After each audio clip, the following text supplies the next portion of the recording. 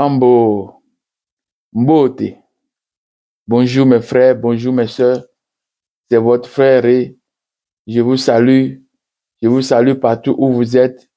Je vous salue de tout mon cœur.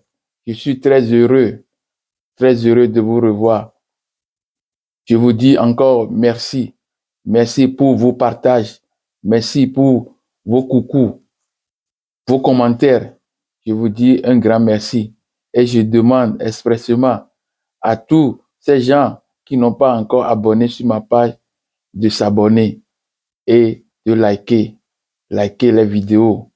Oui, c'est très important car en regardant ou bien en likant les vidéos, alors ces vidéos vont pouvoir aller vers beaucoup de gens. Et abonnez-vous, c'est très important. Je vous demande de vous abonner. Oui, c'est mon vœu. Merci. Merci beaucoup. L'intitulé d'aujourd'hui, comme je vous l'ai déjà dit, c'est le patrimoine de l'homme noir au secours de l'Empire romain et de sa nouvelle religion. Voilà. Je vais commencer cette étude de ce soir par quelques passages bibliques. Oui, c'est d'habitude. Ces passages bibliques sont là pour soutenir l'étude. Donc, j'ai en tout 2 versets bibliques et quelques tests ou bien 2 tests de la pyramide. Voilà. Le premier verset est tiré de Exode 20, 28. Je les ai conduits dans le pays que j'avais juré de leur donner, et ils ont jeté les yeux sur toute colline élevée et sur tout arbre touffu. Là, ils ont fait leur sacrifice. Ils ont présenté leur offrande qui mérite.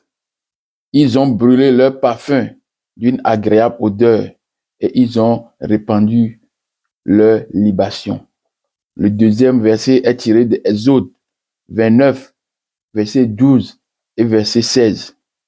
Tu prendras du sang du taureau, tu en mettras avec ton doigt sur les cornes de l'autel et tu reprendras tout le sang au pied de l'autel.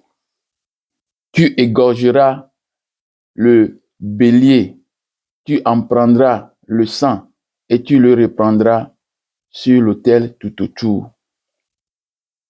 Les 2 tests de pyramide sont agencés à des versets bibliques.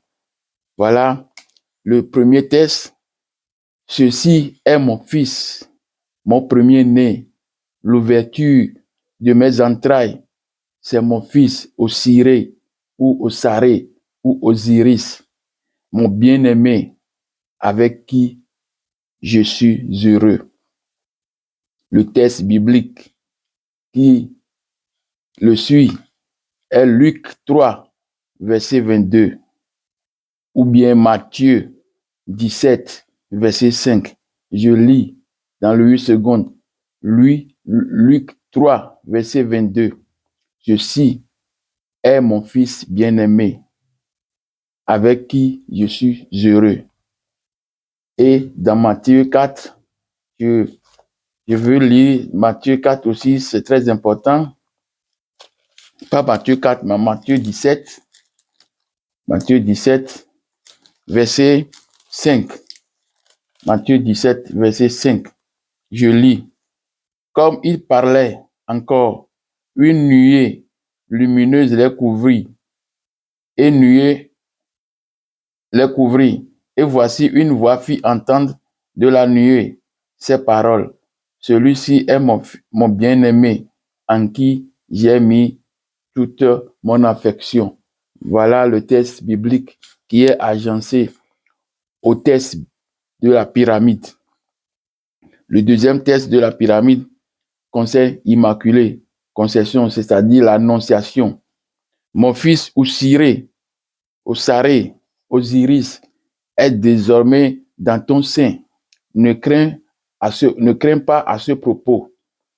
Tu es celle que j'ai choisie pour m'aider à sauver encore une fois les hommes malgré eux. Osiré, Osaré, Osiris sera le signe de ma puissance et ma bonté. Irek Mikeper, ainsi soit-il, ou bien ainsi soit fait. Voilà le premier verset, les textes bibliques que je viens de lire. Il y a encore ce texte que je viens de lire, c'est un texte de pyramide, dont le verset qui est agencé, ou bien qui explique mieux encore, c'est plutôt Luc 1, verset 30 à 31. L'ange lui dit, ne crains point, Marie, car tu as trouvé grâce devant Dieu. Et voici, tu deviendras enceinte et tu enfanteras un fils et tu lui donneras le nom de Jésus. Il sera grand et sera appelé fils du Très-Haut et le Seigneur lui donnera le trône de David. Voilà les passages bibliques plus les textes de pyramide que je viens de lire. Si vous me permettez, je vais revenir sur ces passages pour donner quelques explications. Ézéchiel plutôt, parce qu'il y avait dit Exode, mais plutôt c'est Ézéchiel, je vous en prie. Ézéchiel 20, verset 28. Je les ai conduits dans le pays que j'avais juré de leur donner, et ils ont jeté les yeux sur toute colline élevée et sur tout arbre touffu. Là, ils ont fait leur sacrifice. Ils ont présenté leur offrande qui méritait. Ils ont brûlé leur parfum d'une agréable odeur et ils ont répandu de leur libation. Voilà, quand on parle de collines élevées, on dit qu'ils ont jeté les yeux sur les collines élevées et sur tout arbre touffu. Si nous regardons ici en Europe, jusqu'à aujourd'hui, nous ne verrons pas, ou bien dans le Moyen-Orient, nous ne verrons pas des arbres touffus, des arbres pour lesquels on peut faire des cérémonies. On ne voit pas ça. Mais par contre, en Afrique, quand tu vas dans les maisons, tu verras même des arbres, on l'a entouré de pagnes et on fait des sacrifices, on fait des libations là-bas. Donc c'est un verset de la Bible qui parle, ou bien pas qui parle, mais qui montre les attitudes des hommes africains. Exode 29, verset 12 et verset 16. Tu prendras du sang du taureau, tu en mettras avec ton doigt sur les cornes de l'autel et tu reprendras tout le sang au pied de l'autel. Tu égorgeras le bélier, tu en prendras le sang et tu le reprendras sur l'autel tout autour. Voilà une attitude, une manière de faire que nous faisons encore jusqu'aujourd'hui en Afrique. Si ils disent que la religion monothéiste a fait ses pratiques et qu'aujourd'hui, ils ont supprimé ça, même s'ils suppriment, parmi eux, il y aura toujours des gens qui auront tendance à faire ça. Mais si nous regardons tout le paysage, toutes les attitudes des Africains, nous voyons que il y a ces rites qui se font ces rites se font encore dans les couvents ou bien dans les temples. Hein, on tue le bélier, on tue l'animal et on transfère le sang sur l'autel. Voilà, c'est une attitude qui est toujours en vigueur jusqu'à aujourd'hui. Les deux tests pyramides de la pyramide que j'ai lu, ceci est mon fils, mon premier-né, l'ouverture de mes entrailles. C'est mon fils, Oussiré, mon bien-aimé, avec qui je suis heureux. Donc, ce texte, déjà, nous le voyons de nouveau dans Luc 3, verset 22 et dans Matthieu 17, verset 5. La même réplique avec quelques mots changés. Ceci est mon fils, mon bien-aimé. Bon, dans Luc 3, plutôt, verset 22, ceci est mon fils bien-aimé. Celui-ci est mon fils bien-aimé, avec qui je suis heureux.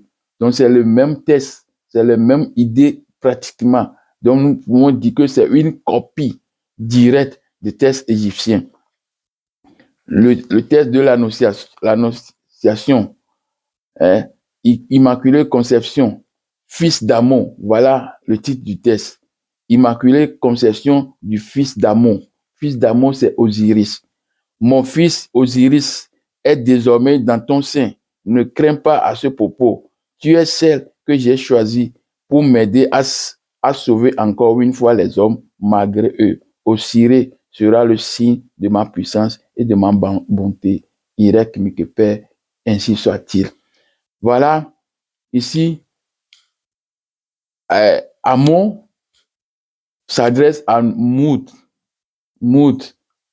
que dans ton ventre, tu as mon fils Osiris. Donc, c'est l'annonciation, c'est pareil. Donc, il dit que mon fils Osiris est désormais dans ton sein. Ne crains pas, tu es choisi pour ça. La même parole est délivrée dans Luc 1, verset 30 à 31. L'ange lui dit, ne crains pas, Marie, car tu as trouvé grâce devant Dieu. Et voici, tu deviendras enceinte et tu enfanteras un fils et tu lui donneras le nom de Jésus. Il sera grand et il sera appelé fils du Très-Haut. Et le Seigneur lui donnera le trône de David. Voilà le test direct. Vous voyez, c'est une copie du test africain, égyptien, le test de la pyramide. Voilà, je viens de faire quelques commentaires sur les tests, les passages bibliques, plus les passages de la pyramide qui vont me servir de base ou bien de soutien pour cette étude de ce soir. Les deux derniers tests agencés au test biblique ne sont que des plagiats des tests sacrés africains, plus précisément de l'Égypte antique, il y a 3000 ans, avant les tests bibliques. Ces événements étaient passés dans la vie des Africains égyptiens il y a 3000 ans et repris textuellement avec quelques différences près par la Bible ou bien par les biblistes monothéistes. Voilà que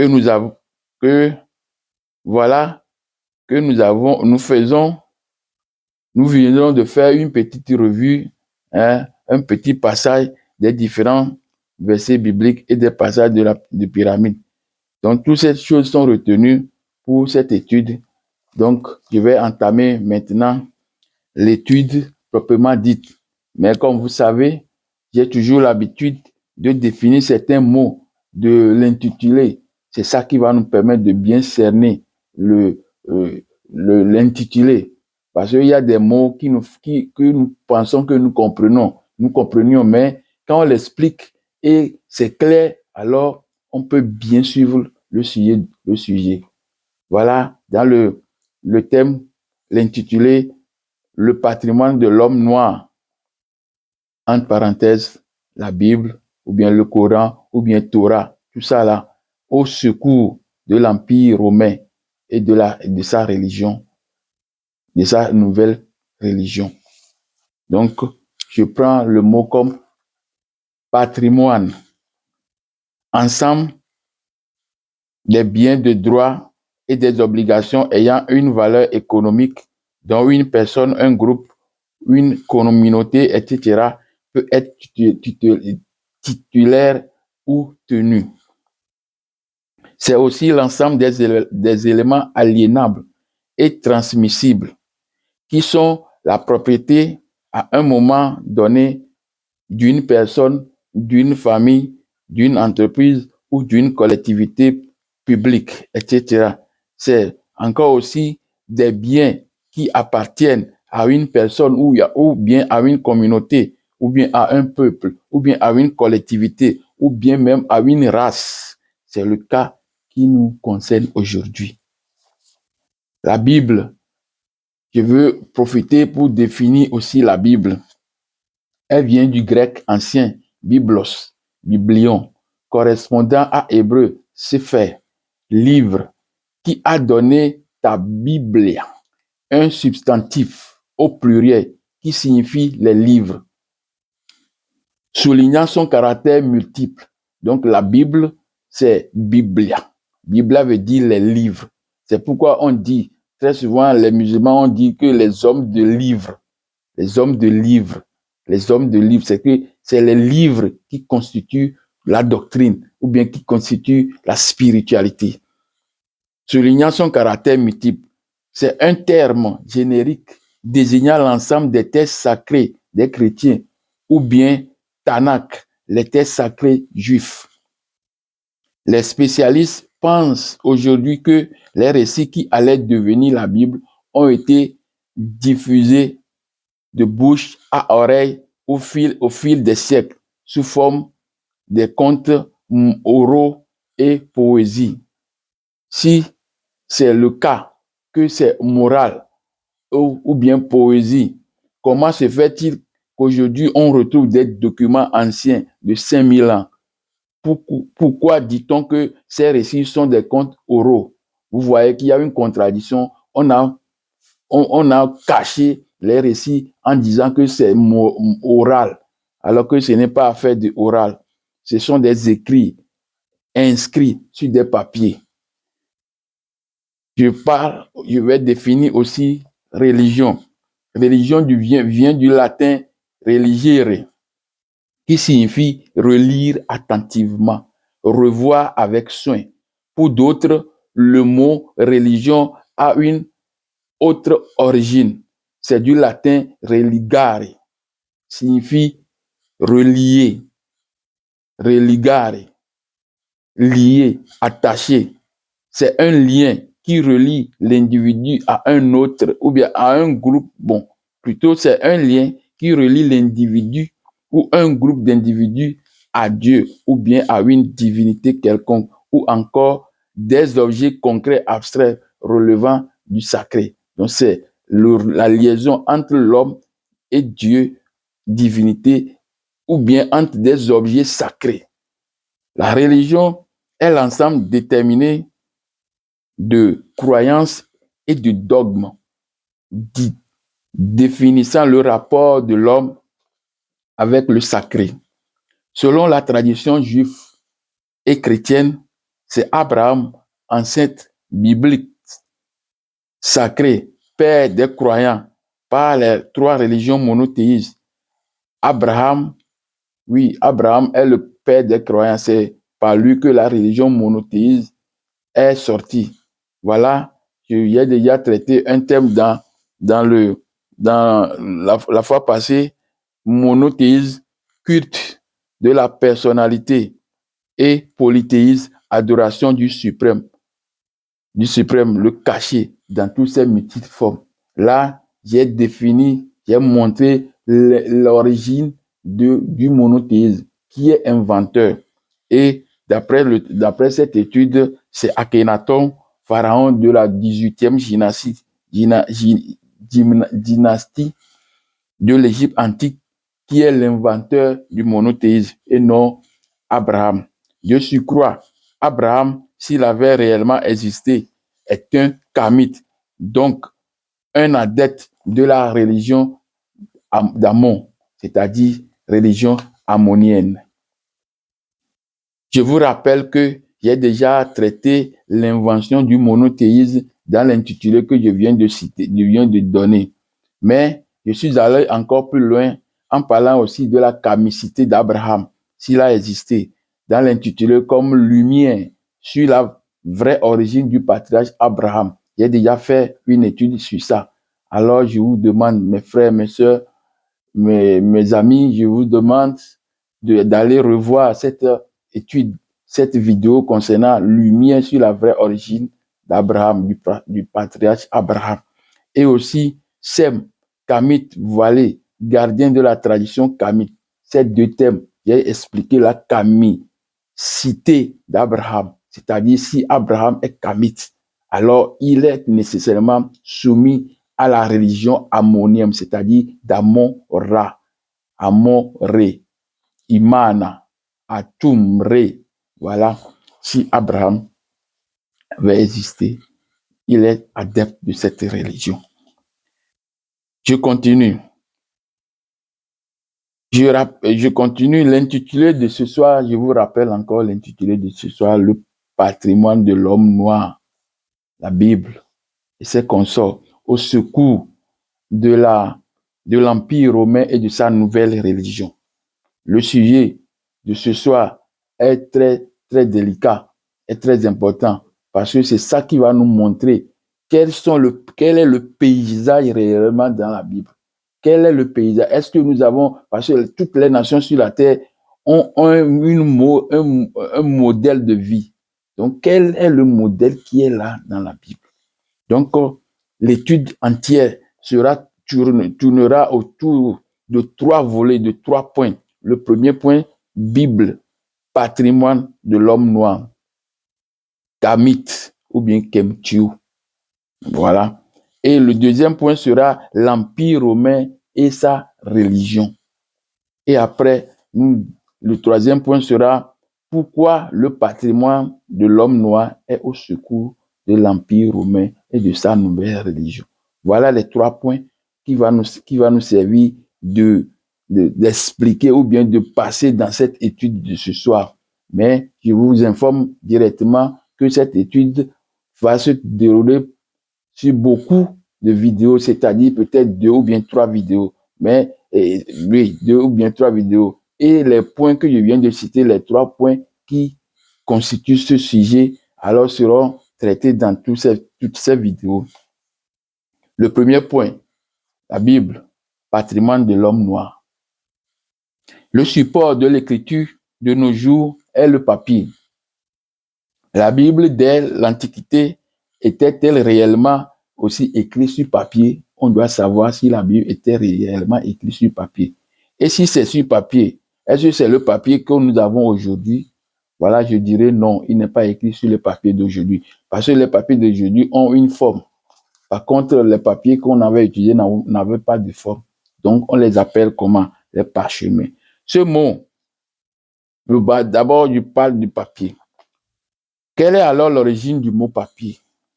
Ce mot est issu du latin papyrus, emprunté au grec papyros. Ce mot désigne en fait à l'origine la plante d'Égypte à partir de laquelle on fabrique le papier servant de support à l'écriture. Le papier, ou bien papyrus, ou simplement papyrus, fut probablement inventé il y a 5000 ans en Égypte antique et utilisant la tige de la plante Cyperus papyrus. On a commencé à faire des papiers avec ça. C'est avec cette tige Cyperus papyrus. C'est ça qui est à la base du papyrus. Les plus anciens textes égyptiens ou bien textes du monde entier, religieux, mathématiques, scientifiques, ont été écrits, surtout les textes égyptiens, ont été écrits sur ce support, c'est-à-dire le papyrus que je suis en train de parler. C'est l'exemple de l'archive de l'Égypte antique. Tout l'Égypte antique, leur archive est sur papier. Donc, ce sont des rouleaux. Quand on parlait de Jésus avec des rouleaux, ce sont des rouleaux. Ils n'ont pas de forme en tant que tel. Voilà. Ils portent. C'est ça qu'on a l'habitude d'appeler parchemin, car un parchemin n'a pas les dimensions bien définies comme les papiers d'aujourd'hui. Les dimensions sont difformes. Ils portent toujours un nom ou bien une note ou bien un numéro, ce qui leur permet de les identifier. Tous ces documents qui constituent les preuves archéologiques de l'Égypte antique révèlent la vie religieuse, la vie politique, la vie traditionnelle de l'Égypte, bastion de toutes les connaissances jamais égalées dans ce monde-ci. Donc, je profite pour vous lire une partie, ouais, un texte qui se trouve dans Tob 2024, c'est la Bible, Tob 2024, à la page 21. Voilà, en racontant les origines du monde et de l'humanité, les auteurs bibliques n'ont pas hésité à puiser directement ou indirectement dans les traditions de l'ancien Proche-Orient. Les découvertes archéologiques dans l'ancien Proche-Orient, l'ancien Proche-Orient, on parle de l'Égypte comme ça, et le petit couloir qui est là en haut. Les découvertes archéologiques depuis plus d'un siècle montrent en effet qu'il existe entre les premières pages de la Genèse et les textes lyriques, c'est-à-dire poésie chantée avec accompagnement de lyre. C'est un instrument de musique. Donc, comme les griots le font en Afrique, ils racontent l'histoire des peuples d'une grande personnalité. Donc, c'est dans ces textes, on parle des textes lyriques. C'est ça que je viens de définir. Ou bien des textes sapientaux, liturgie qui a trait à la sagesse ou à la liturgie de Sumer, Babylone, Thèbes, Ougarit, bien d'autres des points communs. C'est-à-dire, toutes ces choses-là qu'ils ont pris ont des points communs. Ils ont pris des éléments dans toute cette partie. Voilà. Donc, ce fait n'a rien d'étonnant quand on sait que le pays où Israël s'est installé a été largement aux influences étrangères et que le peuple de Dieu a été lui-même en relation avec ses voisins. Mais les progrès de l'archéologie révèlent également que les écrits bibliques responsables des premiers chapitres de la Genèse, loin d'être desservis, les imitateurs ont su retravailler leurs sources et les repenser en fonction des traditions spécifiques de leur peuple, soulignant même d'un coup plutôt l'originalité de la foi yahviste. Donc, bref, dans tout le récit de la Bible, tout est calqué sur la politique, la religion et la tradition de toutes les régions, c'est-à-dire les régions qu'on appelle Proche-Orient. Donc, c'est le croissant fertile. On l'appelle aussi croissant fertile parce qu'il a la forme du croissant. Il a la forme du croissant. Il a aussi la forme de lune. Parce qu'on appelle aussi la lune croissant fertile. Quand une partie de la lune se fait voir dans le ciel.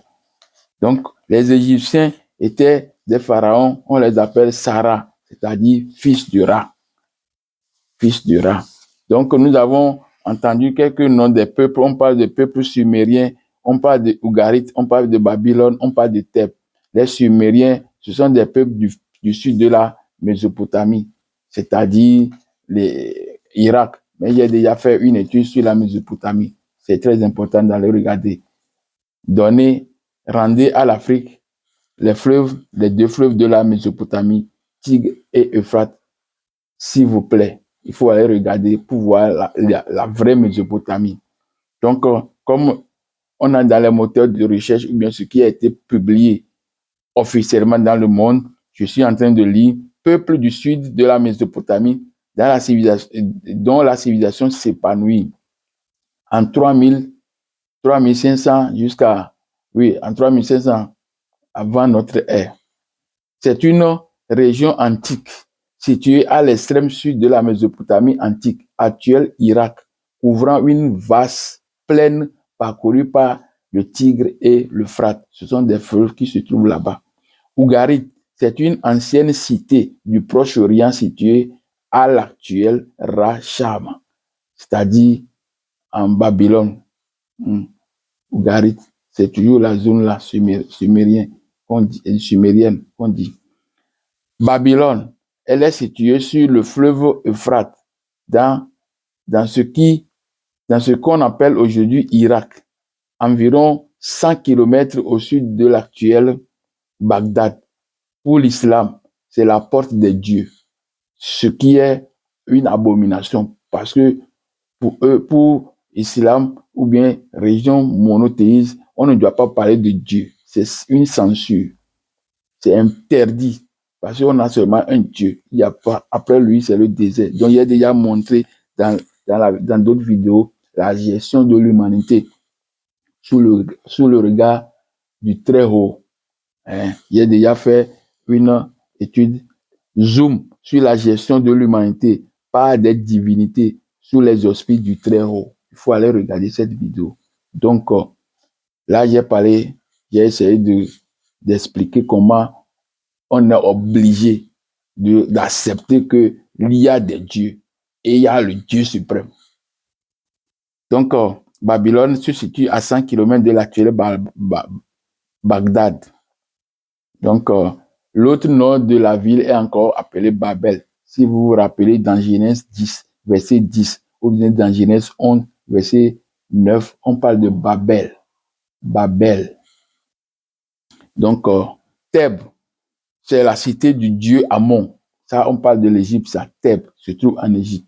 Cité de dieu Amon et capitale de l'Égypte antique, ou bien de l'Égypte au Moyen-Âge et au Nouvel Empire. Elle se situe environ 700 km au sud de Caire ou sur les rives de Nil. C'est la ville de Luxor aujourd'hui.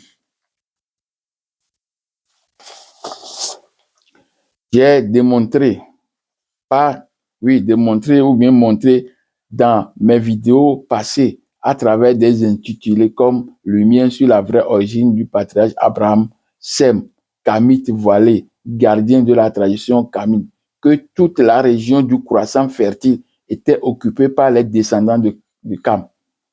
Nous pouvons dire ça, nous pouvons le lire plutôt ça dans Genèse 8, versets 10 à 12. Oui, quand vous lisez, vous allez comprendre des choses concernant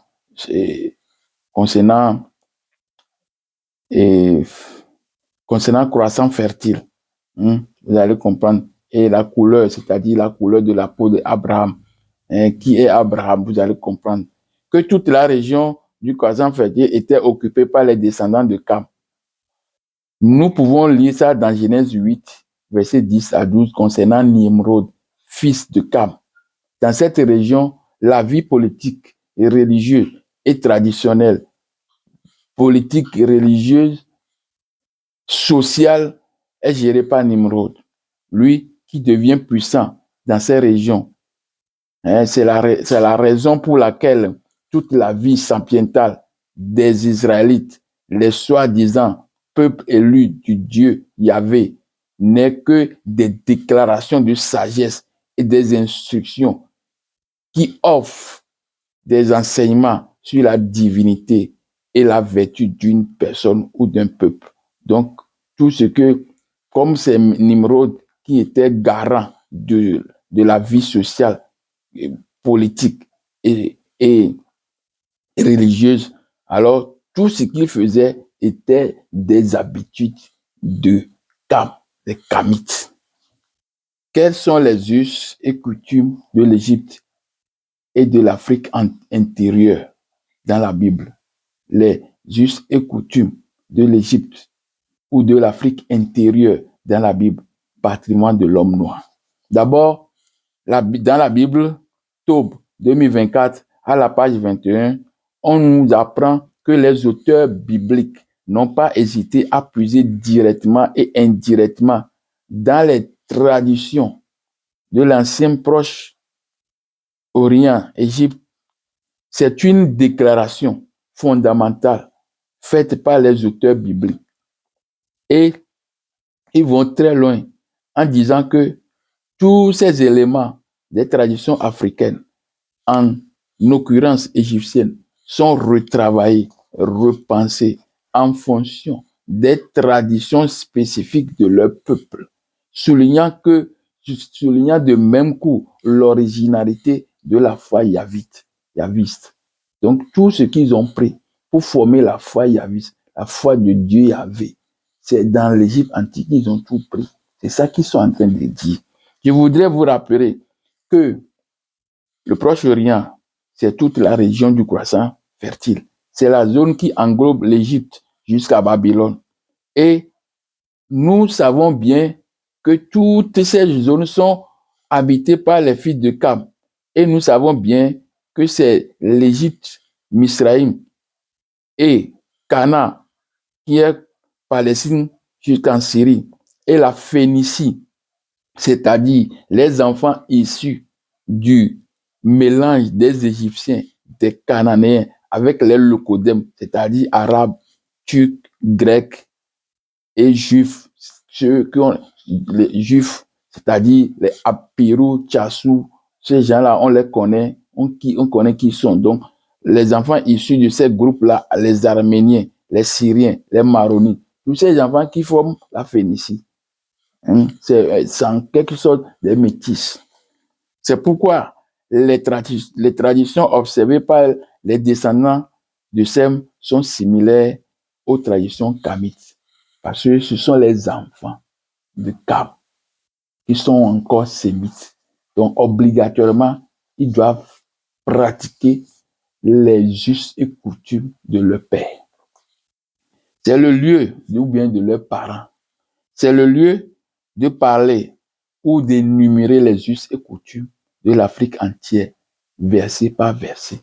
Voilà, nous sommes arrivés maintenant sur les us et coutumes. C'est très important. La Bible, les versets bibliques qui vont nous montrer réellement que ces attitudes, ces rites, ces cultures, ces manières de faire ne sont que des manières africaines. Donc, je parle d'abord de social, dans la vie sociale, la loi de Lévira, la loi qui oblige le beau-père à épouser la veuve de son frère décédé ou mort sans enfant ou bien sans enfant, de perpétuer le nom de son frère. Donc, on peut trouver ça dans Genèse 38, versets 7 à 11 et Ruth 4, versets 1 à 10. Deutéronome, aussi dans Deutéronome 25, mais je vais pouvoir lire Deutéronome 25, versets 5 à 7. Lorsque des frères demeureront ensemble et que l'un d'eux mourra sans laisser de fils, la femme du défunt ne se mariera point au dehors avec un étranger, mais son beau-frère ira vers elle, la prendre pour femme et l'épousera comme beau-frère. Donc, c'est ça. Nous avons le paiement de dot. C'est en Afrique qu'on paie la dot. C'est l'homme qui paie la dot.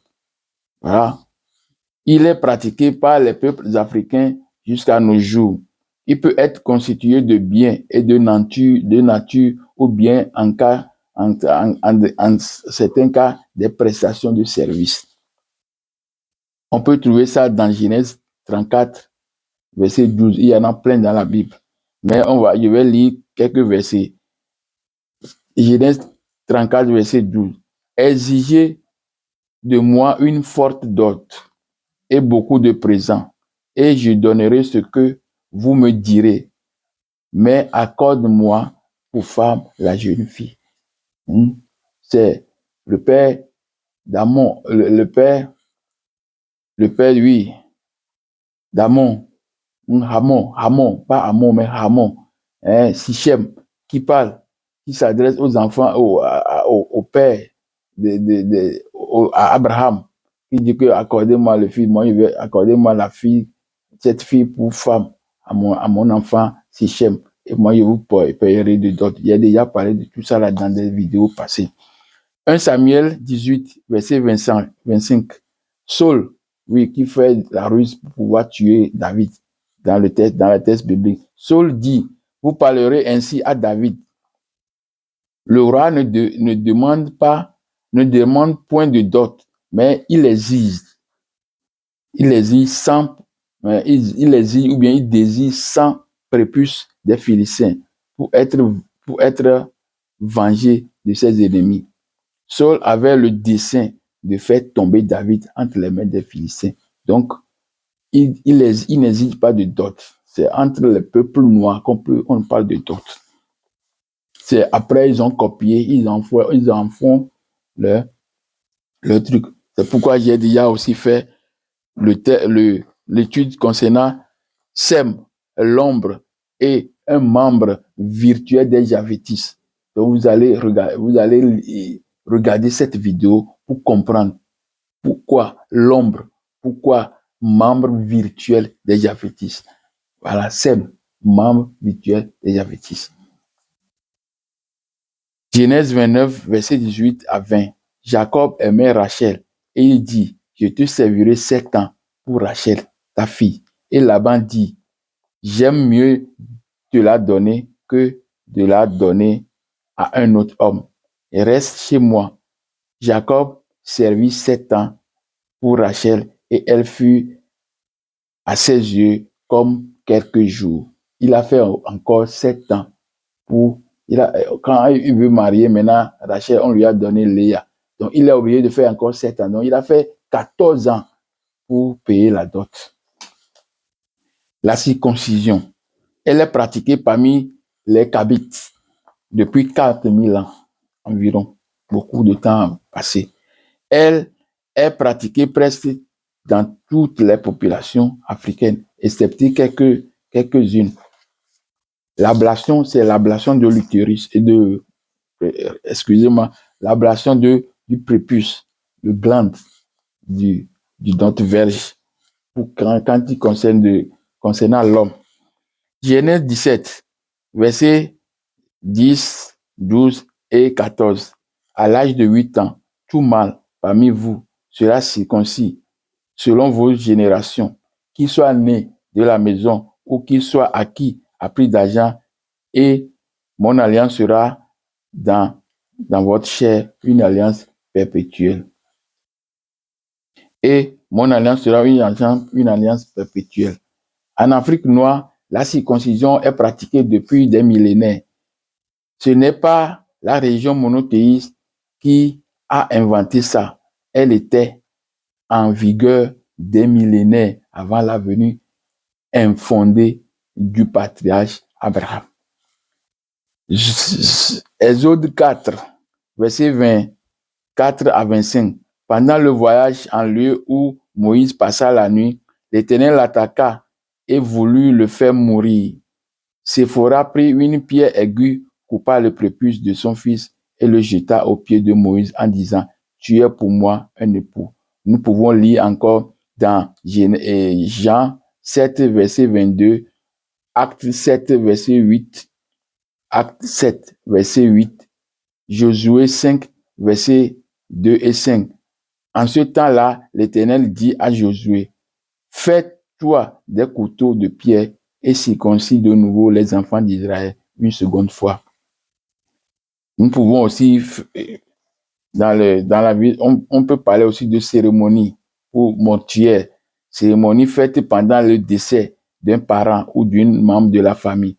On fait le rasage de la tête. Elle est pratiquée lorsqu'on a perdu un proche, un parent, père, mère, grand-père, grand-mère, voilà. Veuvage, c'est une cérémonie faite à la femme du défunt. Si le monsieur meurt, on fait une cérémonie à la femme. C'est ça qu'on appelle veuvage. Le lavage des mains au retour du cimetière. Quand on part enterrer quelqu'un au retour, on met une calebasse, un bassin d'eau, on met des feuilles d'hysope dedans et on doit se laver la main. On va laver la main avec. Donc, c'est ça la purification. Ça se trouve dans la Bible. C'est notre pratique. Ils ne font pas ça juste aujourd'hui, malgré eux-mêmes, ils ne font pas. Nous, on fait encore. Des chants lugubres. On apprend des chants lugubres aux enfants ou bien à des gens pour chanter. Ce sont des chants concernant qui, quand on est on est dans les temps de cérémonie mortuaire comme ça, du décès, on entonne des chants lugubres. Lavage des mains au retour du cimetière, il y a déjà parlé. On doit trouver ça dans Nombre 19, verset 13 et verset 18. Le veuvage est le moment au cours duquel la femme du défunt est gardée dans une chambre close pendant quelques jours. Observez les rites. Pendant 7 jours, elle ne fera rien. Elle n'ira pas dehors. Voilà. Impureté menstruelle et impureté au temps d'accouchement. Donc, en Afrique, l'époux plutôt, le monsieur, hein, observe une abstinence stricte lorsque la femme est dans ses menstruations. On peut le lire dans Genèse 35, verset 14 et Exode 20, Exode, j'ai pas bien noté, j'ai pas bien, mais on peut trouver aussi dans Lévitique 20, verset 18, c'est très important. Lévitique 20, verset 18. Je vais profiter pour lire ça. Lévitique 20, verset 18. Je lis dans Louis II. Lévitique 20, verset 18. Si un homme couche avec une femme qui a son indisposition et découvre sa nudité, s'il découvre son flux et qu'elle découvre le flux de son sang, ils seront tous deux retranchés au milieu du peuple. Voilà ce qu'on a écrit. L'abstinence totale après l'accouchement, cela peut durer pendant des semaines. Quand la femme accouche, ça dure. Ça, on peut lire ça dans Lévitique 12, 1 à 3. Je vais lire ça. Lévitique 12, 1 à 3. Lévitique 12, 1 à 3. L'Éternel parle à Moïse et dit, parle aux enfants d'Israël et dit, lorsqu'une femme deviendra enceinte et qu'elle enfantera un mâle, elle sera impure pendant 7 jours. Elle sera impure comme au temps de son indisposition menstruelle. Le 8e jour, l'enfant sera circoncis. Elle restera encore 33 jours à se purifier de son sang. Elle ne touchera aucune chose sainte et elle n'ira point au sanctuaire jusqu'à ce que les jours de sa purification soient accomplis. Voilà une pratique en Afrique, en vigueur en Afrique. Soupçon d'infidélité, quand un homme soupçonne sa femme d'infidélité. On peut lire ça dans Nombre 5, verset 11 à 14. Et les fêtes des prémices, il y a des fêtes aussi. On va lire ça dedans, dans les fêtes des prémices. Les fêtes, il y a beaucoup de fêtes. Donc, Lévitique 20, concernant aussi toujours la vie sociale, Lévitique 20, verset 13. Si un homme couche avec un homme comme on couche avec une femme, ils auront fait tous deux une abomination, une chose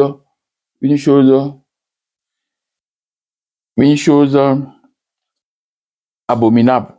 Ils seront punis de mort. Leur sang retombera sur eux. Lévitique 20, verset 15. Si un homme couche avec une bête, il sera puni de mort et vous tuerez la bête. C'est ça qui est là, on voit ça. Les gens se couchent, ils font des relations avec des animaux. C'est en vigueur. Et on voit ça sur Internet que la dame là, ou bien le monsieur là, a laissé cet animal là, c'est bien. Vous voyez, c'est cette chose là que nous, on ne peut jamais faire ça en Afrique. La polygamie. L'homme peut avoir plusieurs femmes, autant de femmes qu'il veut. Il n'y a pas de problème. Voilà. Il n'y a pas de problème. Je continue. Et je suis toujours sur la page. Bon, il a déjà retrouvé ça. Sacrifice d'offrande devant les arbres touffus. Donc, c'est seulement en Afrique qu'on a des arbres et puis on fait des sacrifices en bas. On peut trouver ça dans Ézéchiel 20, verset 28, Ézéchiel 45, verset 17, Ésaïe 57, verset 6 à 7. La libation, oui. Offrande rituelle à une divinité composée d'un liqueur et d'un liquide plutôt. Ça peut être le vin, vous m'excusez, ça peut être le vin, ça peut être l'eau, ça peut être l'huile. Donc, c'est une libation. que l'on fait, on répand sur le sol ou bien devant l'autel. C'est un rite qui est encore d'actualité en Afrique. Vous voyez. On peut lire ça dans Genèse 35, verset 14, Nombre 6, verset 17, Nombre 25, verset 1 à 30, Lévitique 23, verset 37 à 38, Jérémie 44, verset 16 à 19, Jérémie 7, verset 18. Là où on fait des gâteaux pour la reine du ciel. Voilà. Et Ézéchiel 20, verset 28. Ézéchiel 45, verset 17. On peut lire les offrandes là-bas. Aspersion du sang, du sacrifice sur le peuple et sur l'autel. Donc, on peut faire des aspersions du sang, on peut toucher le front des gens, le cœur des gens, le derrière des gens, l'aube des gens avec le sang. Ça, c'est dans la Bible. Exode 29, verset 12, verset 16. Exode 24, verset 6. On trouvera tout ça là-bas. Se prosterner par terre. Exode 34, verset 8. On se prosterne par terre. On fait ça toujours devant nos ancêtres là-bas. Quand on rentre dans notre chambre où on rentre en lien avec nos ancêtres. Des étoffes de tente en bleu, pourpre, cramoisi, fin de lin. Donc, quand tu vois dans les couvents en Afrique, tu vois différents types de couleurs dans les trucs, dans le couvent. Donc, ces différents types de couleurs sont cités encore dans la Bible ici. La consécration des sacrificateurs pour consacrer le prêtre, c'est-à-dire prêtre quand on parle de l'Égypte antique, prêtre quand on parle d'Afrique ancestrale, à l'intérieur de l'Afrique, on fait des rites. Ces rites se trouvent dans la Bible. Nous pouvons les lire dans Exode 29, tout le chapitre. Lavage des sacrificateurs, on lave aussi les sacrificateurs. Le rite là se trouve encore en Afrique. Accoutrement, la manière dont ils doivent s'habiller. Ils ont des bonnets en blanc comme ça, ils ont des caleçons en bas, tout ça, c'est dans la Bible. Vous pouvez lire ça dans Exode 28, 40, caleçon en bas. Vous pouvez lire ça aussi dans Exode 28, 42. Donc, concernant les prémices, les récoltes, on peut lire ça. Parce qu'en Afrique, au temps des récoltes, on ne mange pas, on ne fait rien. Tout le monde prend sur sa terre et on vient devant les ancêtres pour leur présenter des offrandes, présenter à Dieu ce qu'il a fait pour eux. Donc, c'est une grande fête. On fait ça pour présenter avant. Après, là, on commence par vendre et manger la récolte. Ça se trouve dans la Bible. Miroirs dans les couvents. Il y a des miroirs là-bas, en Afrique, ici, dans la Bible. On a des miroirs dans les zones là où on des divinités. Exode 38, verset 8. Pareil en Afrique. Oindre avec l'huile. On peut oindre quelqu'un avec l'huile. On fait ça ici dans la Bible. Ablution avec l'eau. On peut laver la main, les pieds, tout ça avec l'eau. On faisait tout ça là en Égypte depuis. Tam-tam. Les tambourins sont d'origine égyptienne et assyrienne. Instruments sacrés qui permettent aux prêtres et aux prêtresses de communiquer avec les dieux. On peut lire ça dans Exode 31, verset 27, Ésaïe 24, 28, Ésaïe 24, 8. Construction d'autel. Comment on peut construire l'autel? Donc, on peut autel de terre ou table de pierre à l'usage des sacrifices offerts aux dieux. Table généralement en pierre sur laquelle on fait la messe, on célèbre la messe. Dans le domaine religieux, un autel est une table faite en bois ou bien en pierre ou bien en terre monte ou bien en amont de pierre sacré servant au sacrifice rituel ou au dépôt d'offrande. Je peux dire en grosso modo, lieu élevé en forme de table. En forme de table, lieu élevé en forme de table. Ouais, c'est un lieu élevé en forme. C'est un lieu seulement élevé parce que on doit toujours être en contact avec les esprits sur un lieu élevé. Voilà. On peut lire ça dans Genèse 34, 14. Et Jacob dressa un monument dans le lieu où Dieu lui avait parlé, un monument de pierre sur lequel il fit une libation et versa l'huile. La libation, offrant tantôt de l'eau, de vin ou de l'huile faite au Dieu suprême et aux divinités. Les tabous, il y a des interdictions. Les interdictions, on fait silence sur certaines choses ou bien on ne dit pas. Ce sont des interdictions, des tabous. Interdictions religieuses appliquées à ce qui est considéré comme sacré. Les sacrifices d'animaux. Voilà, je tire vers la fin, les sacrifices d'animaux. De la manière, on coupe la gorge et on fait l'aspersion de sang sur. Tout ça là, c'est écrit dans la Bible. Hein? Tout ça là, sont écrits. Défendre de manger le sang. On ne doit pas manger le sang. Offrande, ce sont des dons. On fait aux divinités, à Dieu. Elle peut être constituée de présents. Elle peut être constituée des animaux, des végétaux, des liqueurs. Elle est déposée dans un lieu saint, hein, dans l'église, temple, tout ça là, avec une intention précise. On peut faire aussi des aumônes, des cadeaux, des dons de charité, tout ça là. C'est une manière d'offrir des offrandes. Tout ce qu'on fait à Dieu est une offrande. Tout. Donc, si je vais me mettre à citer les us et coutumes du peuple noir dans la Bible, il n'y aura pas de temps pour finir. Même malgré ça, les gens ne vont jamais cesser de me dire, tout ça là, c'est l'Ancien Testament. Et que le Christ, Jésus, est venu pour arrêter ou bien pour effacer ça. Que Jésus est le souverain sacrificateur supérieur à ceux de l'ancienne alliance. Que son sacerdoce est semblable à celui de Melchisédek, qui subsiste éternellement et implique l'abolition du sacerdoce lévitique. C'est comme ça qu'ils vont me dire. Voilà, c'est ça qu'ils vont me dire, que Jésus est là pour abolir ça. Donc, la deuxième partie, parce que nous sommes à la fin de la première partie, la deuxième partie, on va maintenant, voilà pourquoi nous allons expliquer à travers des tests archéologiques et bibliques le sacerdoce royal dont Jésus est le détenteur. Je vais vous demander humblement d'avoir un calme, un calme pour cette partie très délicate. Hein. Là, on va parler de la doctrine, le fondement de la doctrine, si je peux l'appeler comme ça, hein, de Jésus, dont le nom Christ a été ajouté par après.